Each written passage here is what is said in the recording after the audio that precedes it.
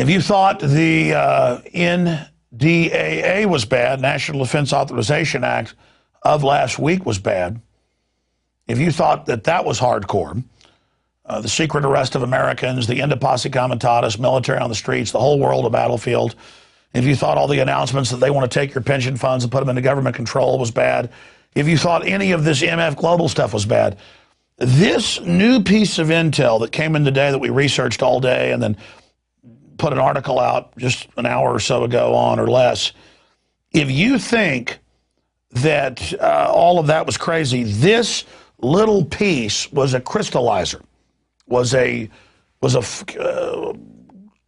real indicator of just how serious things are. And what am I talking about? Well, there it is on screen right there. Exclusive government activating FEMA camps across America, across the United States. And of course, that's quite a headline. We have the emails, we have the internal Halliburton KBR documents, government defense and infrastructure, not for public eyes, restricted info, sent to us by people in government. I'll just leave it at that.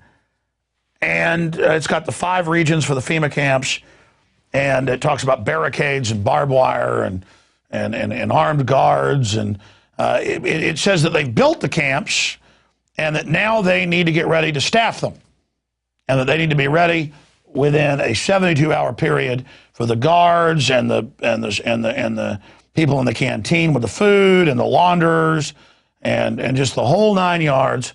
There it is. So they've been setting this up for more than 2 decades, and now they started earlier in the year, back in February of this year, advertising for upwards of 100,000 internment specialists here in the United States, and now we're learning where they'll be at. Now this particular manning of the camp is your local sports stadium, your local FEMA center.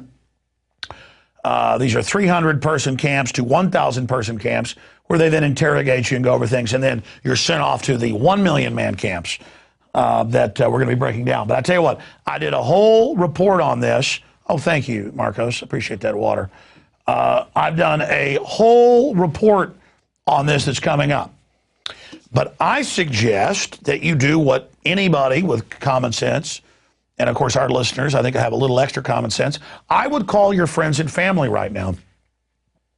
And I would tell them to mosey on over to Infowars.com so they can see this information. And I would tell them to get this information because it's a lengthy article that Kurt Nimmo and I put together this afternoon. It goes over all of it. And it's got links to films and congressional hearings and admissions of all of this. And so I want to challenge everybody to call their friends and their families now and realize that the new economy is to put tens of millions of people, we already have the biggest prison population in the world, in this archipelago, this giant chain of facilities all over the country. Because it's all there. All the government documents, all the government admissions, a civilian inmate labor camp program run by the Army, where they're at, all the details down to how they're going to break the families up and where the children go and the forced inoculations and everything. The executive orders, the legislation, the congressional hearings.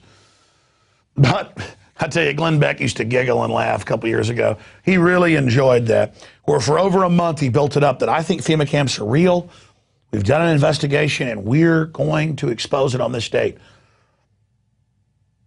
Then the date would come and he's, oh, I'm sorry, we're not ready, but it's bad what we're finding. And then a day later, after saying, oh, we have popular mechanics, the yellow journalism specialist of the famous family of yellow journalism that wrote the book on it. They made a movie about it with Orson Welles, Citizen Kane. And they came out and they said that, oh, I did research, none of it's true, it's all fake. And they said, look at this website, it's a photo of a North Korean prison, doesn't exist here. And look at this website, You know, they say that this train station is a FEMA camp.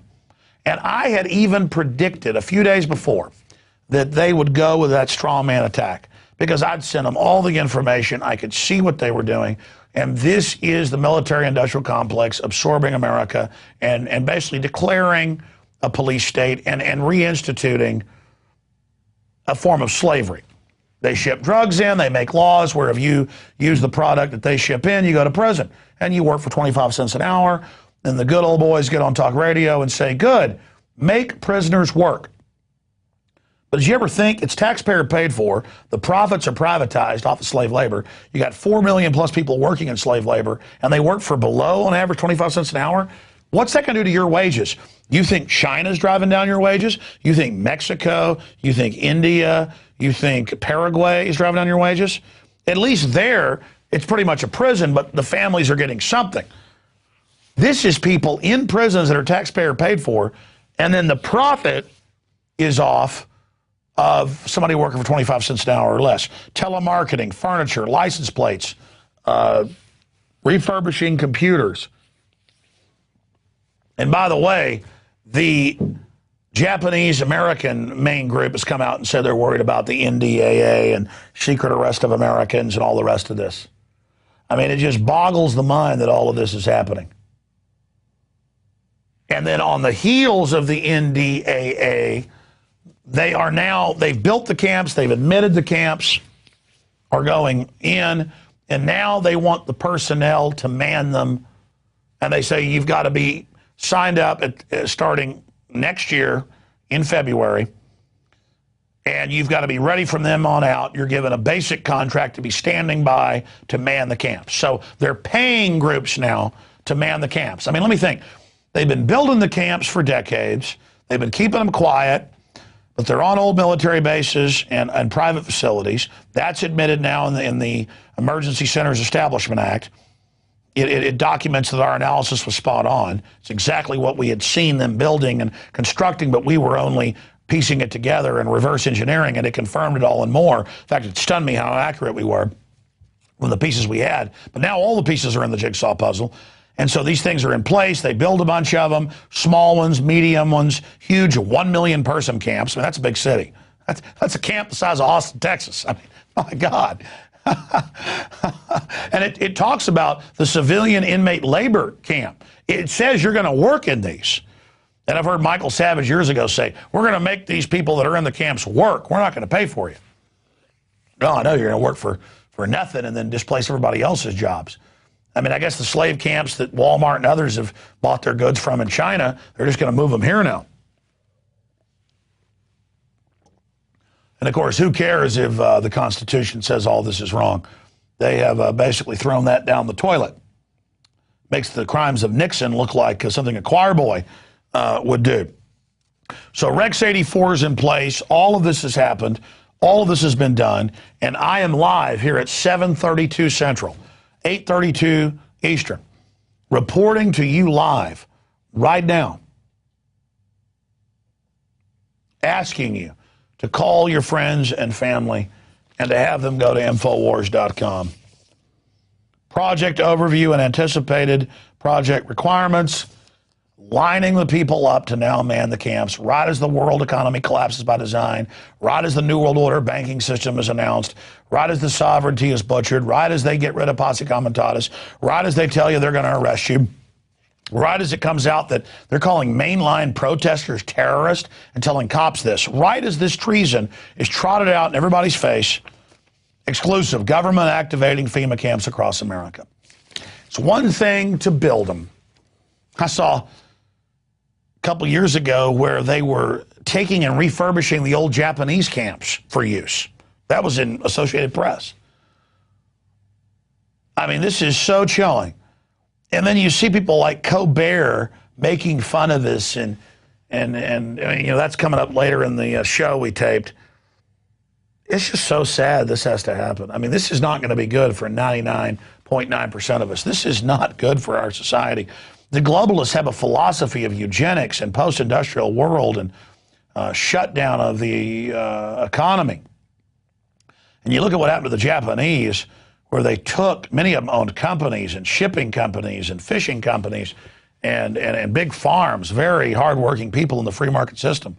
Some of them were millionaires in the 1940s, which is like being worth hundreds of millions today. And they just took their stuff, raped their women in many cases. And their sons still, though, to prove themselves, went and joined the U.S. military and went and fought and died valiantly in the European theater. I mean, as if somebody who'd been American for 100 years couldn't be trusted. And they arrested some Italians and some Germans as well. In fact, Fredericksburg, outside Austin, they put up signs saying that they were a Dutch or Croatian, depending on which sign they put up, community. And they said, oh, we're not German. They took all the German signs down. Now it's a big tourist trap. And, you know, ran around saying, hey, don't come after us. We're not German.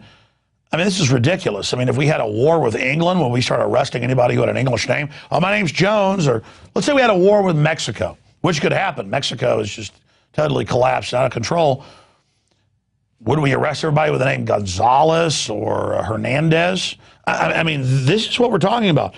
And then you get the internal documents, and they are saying they're going to go after people who are constitutionalists, people who actually understand what's going on. I mean, remember, Fox News and Glenn Beck said there were no FEMA camps when it was in the Wall Street Journal before it got bought by Rupert Murdoch.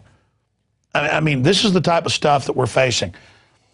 Again, I shot it like an hour and 45 minutes. There were a few screw-ups, a few graphics that went haywire. It's an incredible transmission tonight. You know, sure, it gets seen by members of PrisonPlanet.tv, and then it goes out on the web later to everybody else. And I'm sad that our average newscast only gets seen by a couple 100,000 people. And over a week, a few million watch the show. But, you know, my show started small on Access TV. The radio reaches 3 million a day now. But it's just, this is powerful stuff. This needs to be seen.